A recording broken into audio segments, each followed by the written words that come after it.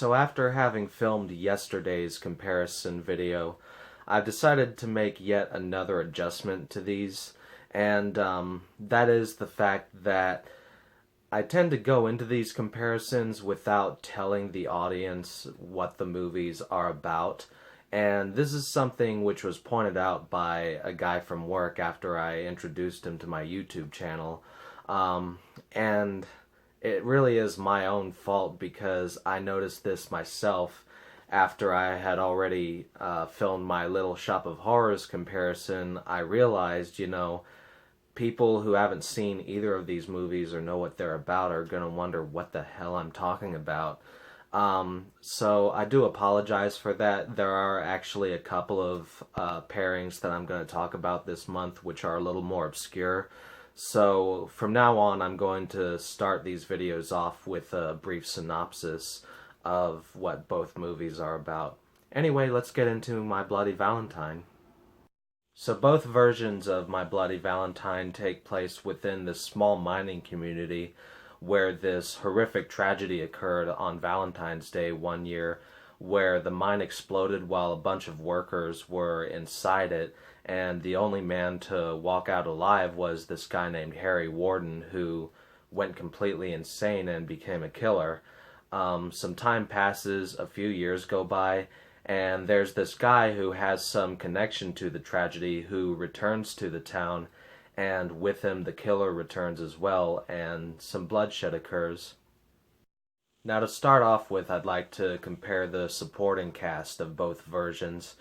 There's this podcast that I listen to called Sleepycast, and in one episode I recall them having this brief discussion on how a lot of recent Hollywood remakes are kind of garbage because of how joyless they are, whereas the original source material was more lighthearted.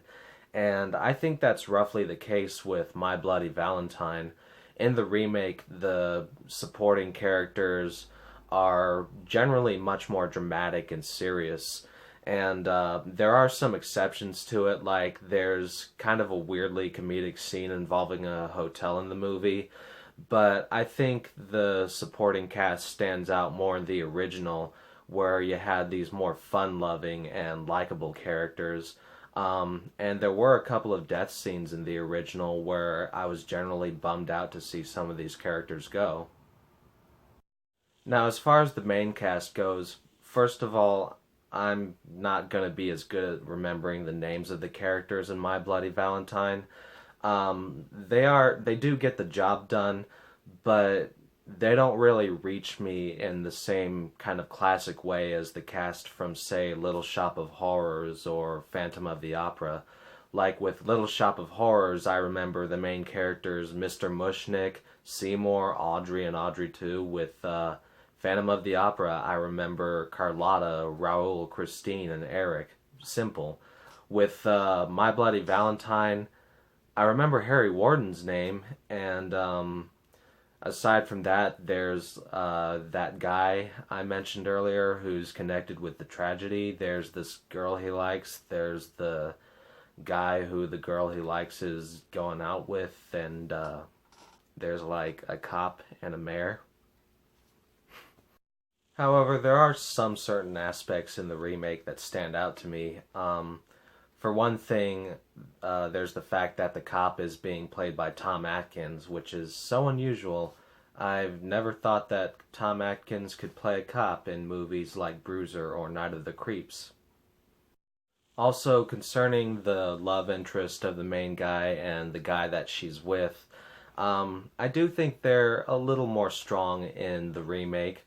Like, there's one point where someone is being attacked by the killer, and, instead of just cowering in the corner, the girlfriend actually goes and tries to defend him. And I do think that the jerk in the movie that she's with is a little more effective in the remade version. It's a little easier to just completely hate his guts as a character. And despite the fact that the remake does feature a lot of joyless characters, I do think that the main guy, played by Jensen Ackles, is kind of an unintentionally funny at times, just because of certain moments being so overly dramatic in the film. Like, there's this one point where he's having a serious conversation with his love interest, and then he just pauses, and right out of the blue, he just screams, "Fuck!" Like, just stupid little things like that are funny to me. So, um, yeah, again, despite the joylessness, there are parts where you could see My Bloody Valentine 3D as being more accidentally funny. But when you go to see a slasher movie, it's good to have a cast of characters that stand out. I mean, you don't just want a bunch of lifeless cardboard cutouts, but at the same time, you're not looking for the most well-developed characters as much as you are looking forward to seeing how they get killed off. And in the case of the kill scenes in both of these movies, first off, regarding the original film, if you haven't seen it yet, watch the extended cut. Because if you sit down to watch the theatrical version, first of all, you're not even going to be able to tell what's going on at certain times. And there are even some moments where, because they cut out certain scenes, it just comes off as downright sloppy. But if you watch the extended cut, you get to see the showcase of some great practical effects, and they're not even dated. They still hold up to this day and look very realistic. Which isn't to say that the effects in the newer version are terrible, but due to the fact that they had to make it into a 3D movie, they do utilize some CGI in certain scenes, which looks very cartoony at times. Although there are some moments where it looks fairly well done, which is surprising considering they could have just half-assed the whole thing, and excusably so. I mean, due to the fact that it's called My Bloody Valentine 3D. However, there are some really good practical effects in the film as well, which were done by a fairly talented makeup artist named Gary Tunnicliffe. Like, before this, he did movies like Feast and some of the Hellraiser films, including Bloodline. So there was some real effort and talent involved in the film. Also, I like how they draw out more of the kill scenes in the remake, whereas in the original, the killer would see someone and then he would dispatch them. It was pretty cool to watch, though, again, as long as you watch the extended version. But in the remake, there are more chase scenes, and you feel like there's more of a chance for some of these characters to get out alive. And even though the majority of the characters in the newer version are utterly joyless, it does feel like there's a little more humor to some of the kill scenes. Some of them are just so over the top that I couldn't help but find them funny in a way. And then finally, there's the main villain of My Bloody Valentine, the killer, who wears a gas mask and goes after people with a pickaxe. And there's really not much of a difference between them personality-wise. In both versions, he's just this silent killer in a gas mask who goes after people with a pickaxe.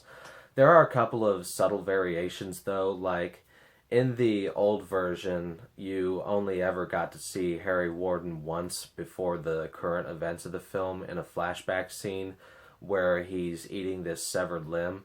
And then in the newer version, he has a little bit more screen time at the beginning of the film.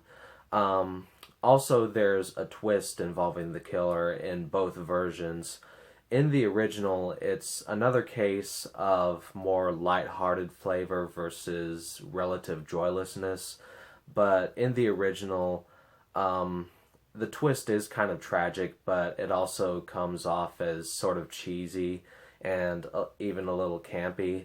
In the newer version, even though beforehand the film does feel a little overly dramatic at times and in itself gets a little cheesy, I think that the twist in the newer version feels a little more effective on an emotional level. In the end, if you're going to watch My Bloody Valentine, new or old, I wouldn't say that either version is a great film, but they both get the job done as just these very entertaining slasher movies. However, if you only had to watch one, for my money, I would say that the remake is slightly better just for having more developed characters and despite the fact that they do use a little bit of CGI, I kind of enjoy the kill scenes for how much more over the top and gimmicky they are. Um, Even though it is kind of hypocritical in a way after I mentioned how unnecessary the 3D was in Fright Night, with a cheesy slasher movie like My Bloody Valentine, it feels more suited to the film.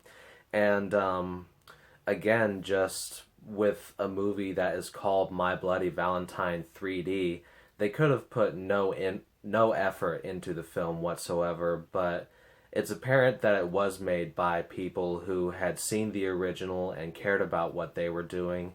And overall, it's a really competently made film, in my opinion. Anyway, that's all I've got to say for this comparison. I hope y'all have a good one.